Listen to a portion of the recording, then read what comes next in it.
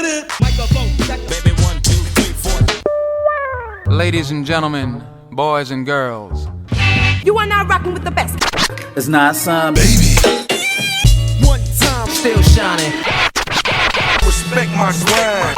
It don't mean a thing if it ain't got that swing. and this is Another episode. a swingers. After dark. What time is it? It's time to get live. And this is your host. Not some baby. Let's go, champ. How can a man protect you? What is male protection? Because a man needs to have or needs to be 3 P's. He needs to be a provider. Okay. He needs to be a protector, and he Okay. needs to be a producer. Okay. So when you say producer, like, He produces his he's result oriented. He brings forth results. okay, Because a woman is not going to respect you just because you got a dick. A woman is going to, if she really fucks with you, she's going to respect you regardless, but she's not going to see you as a leader until you produce results. I don't give a fuck if you selling oranges on the streets. If you produce some results, she's going to respect you because you out there becoming a go-getter. And hell, you going to go from selling oranges on the fucking highway to having your own pantry. So right. And as your woman, she should amplify that, right? Exactly. She should cultivate your results. I'm gonna be like, you want an orange pillar? Like, we could get some orange pillars. Like, you understand what I'm saying? So as your woman, she should amplify like whatever you're doing. I'm not gonna be like, yo, look, want to sell some apples, right? Let's get some bananas. Well, a woman should cultivate what a man produces. Just like how you said, if he's selling oranges on the highway, you're giving him ideas to maximize what he's doing. Right. So if you like, okay, you selling oranges on the highway, let's turn that into a pantry or on fruit stand.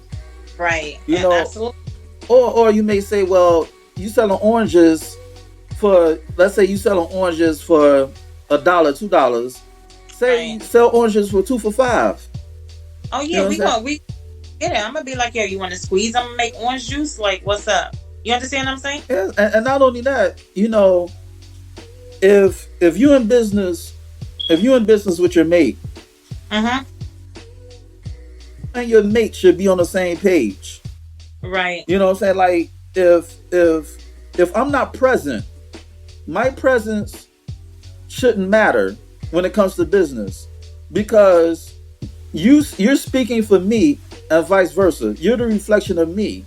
So even when I'm not with you, what comes out your mouth is a reflection of me. So I don't have to be there doing business transactions because Do you think tricky? Do you think that can get tricky? No, because you already know. I got trust in you. I already know what you're gonna say. I don't need to be there all the time. You know what I'm saying? It's like having ESP. When somebody's speaking to you, they speaking to me, and vice versa. Okay. You know what I'm saying? So it's there's no weak link, because nobody could try to corrupt you by like being on some underhanded shit. Well, I can't talk to my son, so I'm going to undercut him by talking to his woman. No, because she's gonna say this. Right. She's gonna say the same shit that I just said to you fucking 5 minutes ago. So you can't do some backdoor shit and try to con your way into my shit. And that's why a lot of people break up, because one person say the sky is blue, and the other person say the sky is lavender, and they're not on the same page. They're not even in the same book. They're not on the same page, on the same sentence, on the same paragraph, in the same book, not the same language. You know what I'm saying? One person reading the Iliad and another person reading the Odyssey. Exactly. You know what I'm saying? Yeah. And that's why, as women, like sometimes we gotta be coachable. Honestly, I'm glad you said that. How women gotta be coachable. It's like, how can I give you wisdom when you're combative? There's a difference between questioning things, so you could get a clear understanding. Right. But if you're like, nah, I don't want to do it. Nah, and it's like, yo, what the fuck, yo? I'm bringing you something to the table that we could build on, and you're already being combative. If you're gonna Right. state the pros and cons, or state how it's not gonna work, and make it make sense, or make it Right. how we can improve on that idea or on that thought. But just don't toss it away. Nah, that's not gonna work. It's like, yo, and then you wonder why homie is fucking a stripper, because a stripper is more understanding of his goals and his dreams. So so Absolutely. so build on that coachable part. How a woman should be coachable. You said how? Yeah, I think that. So somebody has to be the head, and somebody has to be the tail. So, and typically, I think if, as a woman, if you are confident in who you are and what you stand for, like I don't think you will have a problem being submissive.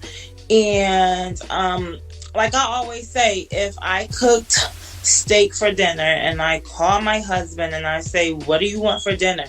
and he says he wants chicken, but I already cooked steak, right? I have to be persuasive enough to convince him that he wants steak. You understand what I'm saying? And have him be okay with that. Without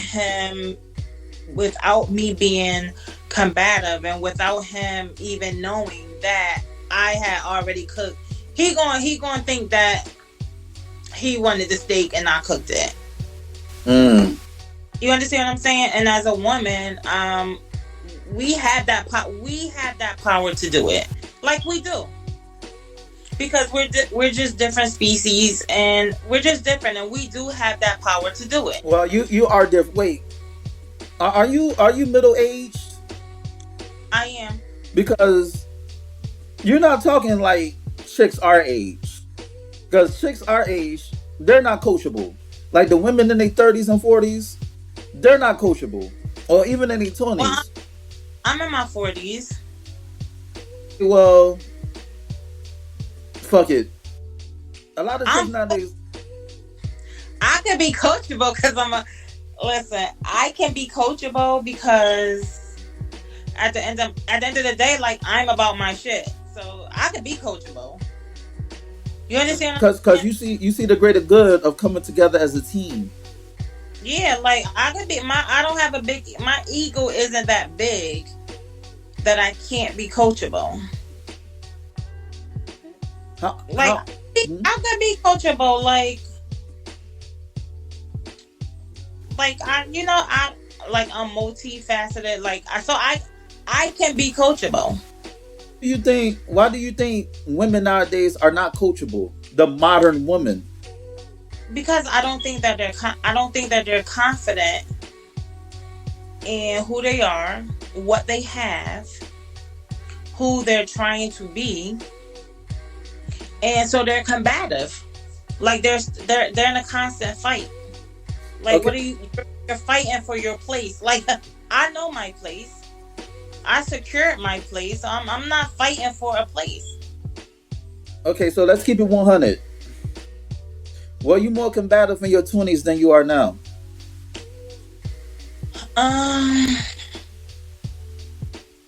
Was I more combative in my 20s? I probably was, but I think that was more learned behavior from my mother.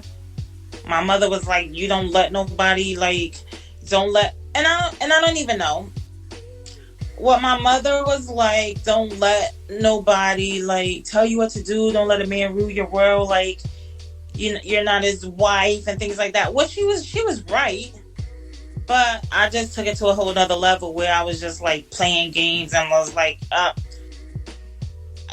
don't have to answer your calls. Like I could you know what I'm saying, do whatever I want to you, and I don't have to be responsible for your behavior. But later on in life, I found out that no matter what, like I don't get to take respect off the table, no matter what. So I'm gonna get at you. And keep it 100. Keep it a beam. Keep it a stack. Do you think that you have no choice to be coachable now? As far as the dating scene go, or no, I think I have a choice. because your biological clock, you're not exactly a spring chicken. So do you think by you been in your 40s, you be like, well, I got no choice but to get my shit together? You know what I'm saying? Nope. I don't think.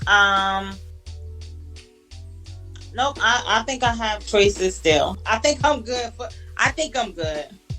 Once it starts dwindling down, then maybe I'll start to revamp.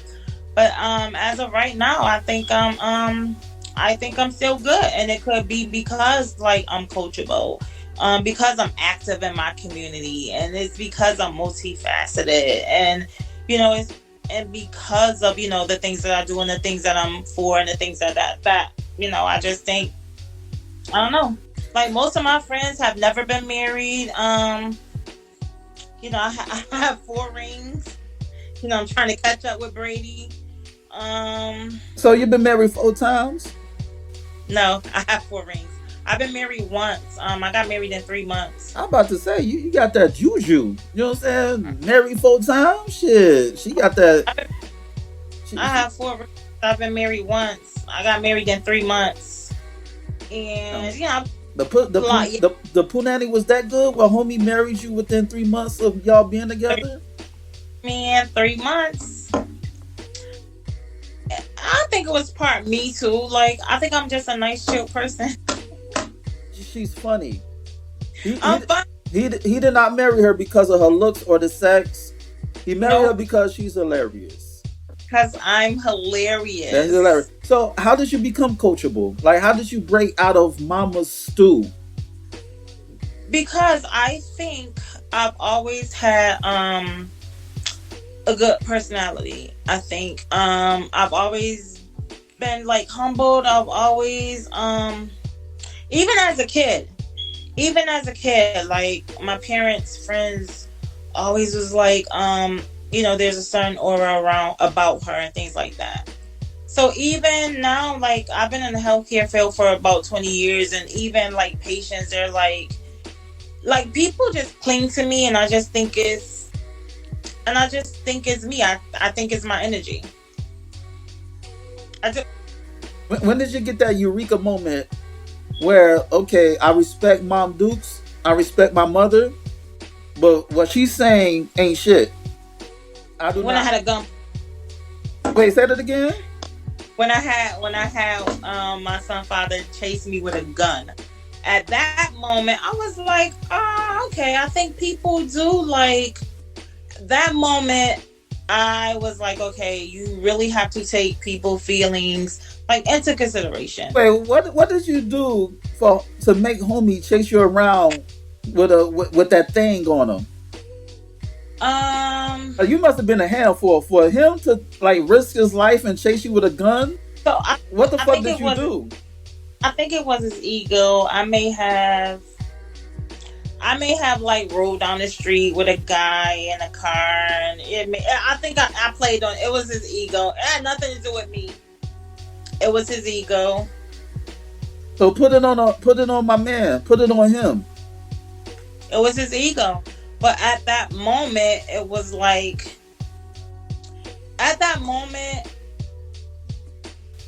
I was like, okay, you have to take people. You have to take people's feelings into consideration. I've had guys mess with my friends, and then they come to me and be like, "Oh, your friend crazy," and blah blah blah. And I'm like, no, my friend is not crazy.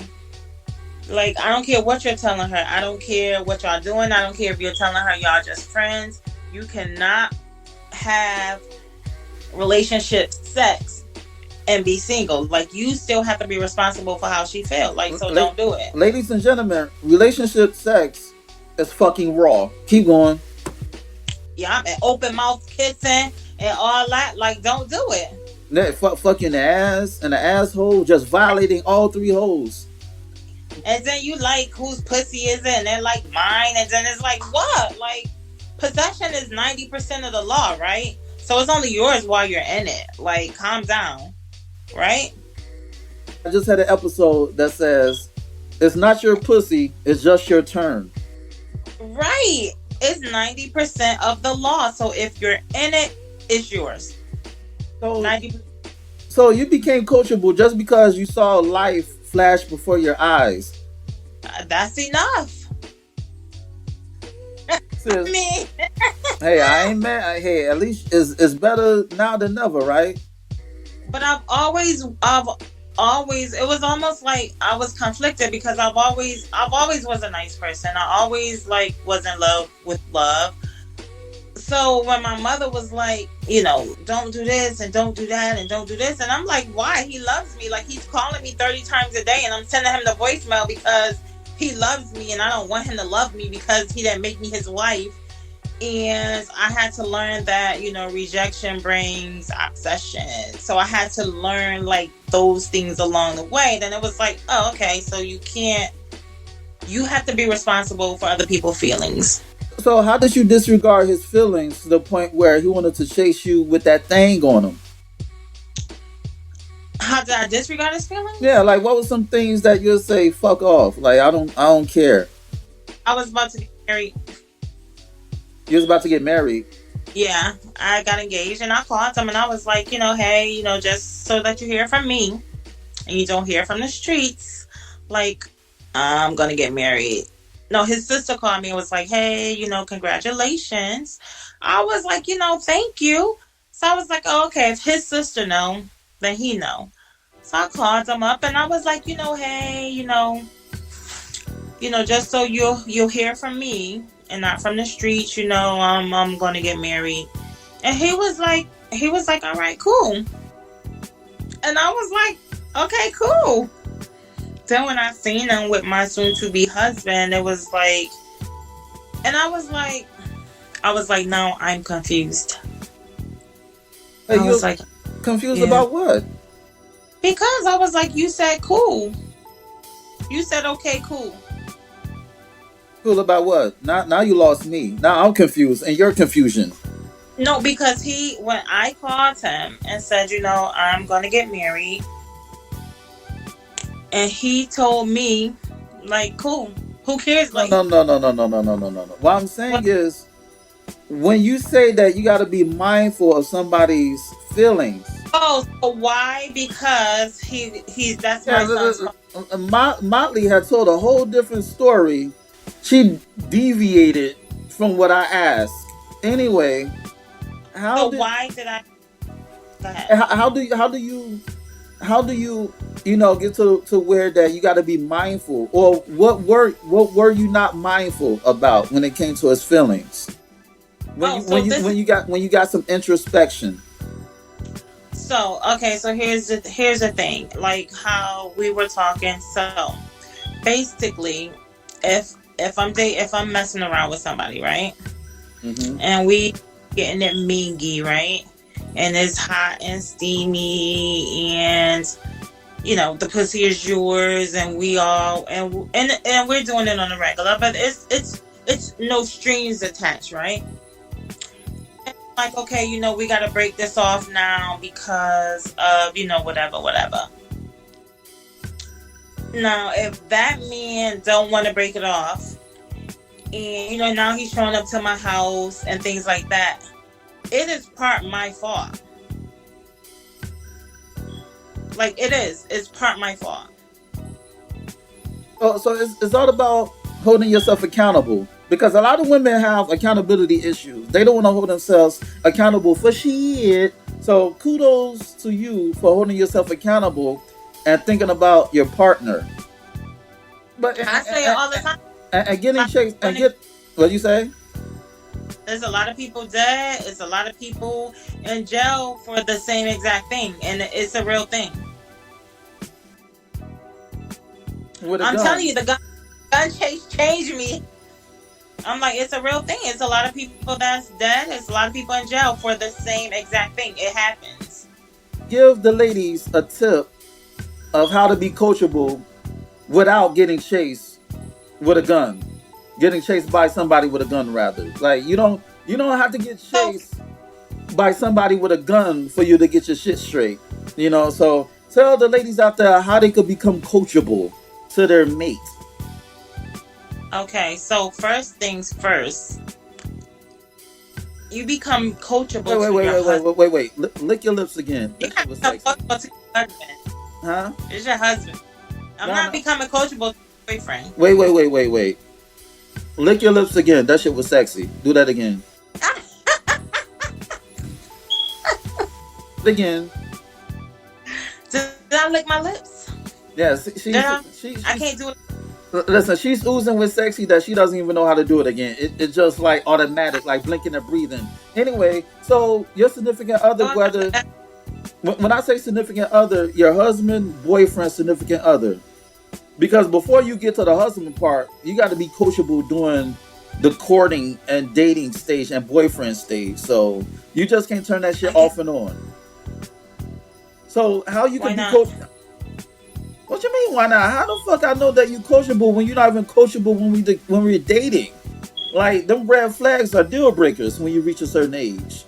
You feel me? So okay, I got that.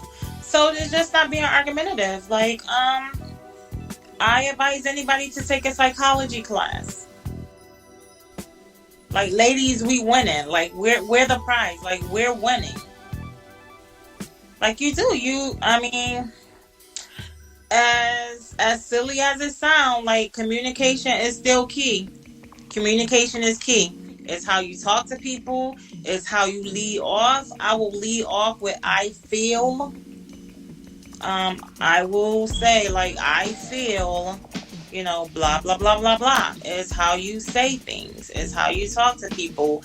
It's knowing that there are differences between men and women. The mayonnaise syndrome it's a real thing. You agree to disagree, but at the same time respect each other's opinions and feelings and thoughts and ideas. Like how do you come to I won't say a compromise, but to a conclusion where everybody are comfortable with the decision or even the thought process? Because you gotta begin with the end in mind, right? And you have to know that conflict brings resolution. Again, 90% of arguments is in the tone of your voice. So I mean, there's a I'm a fan of therapy. I mean, there's a lot to unpack. Love. I did a podcast on why love isn't enough, because you could love somebody and not be compatible. I mean, it's so much to unpack. It's a lot to unpack. When I come back from vacation, I hate to unpack, but I have to do that shit anyway. You did? It's a lot, right? Yes, it's a lot, especially when you get your drawers. What'd you say?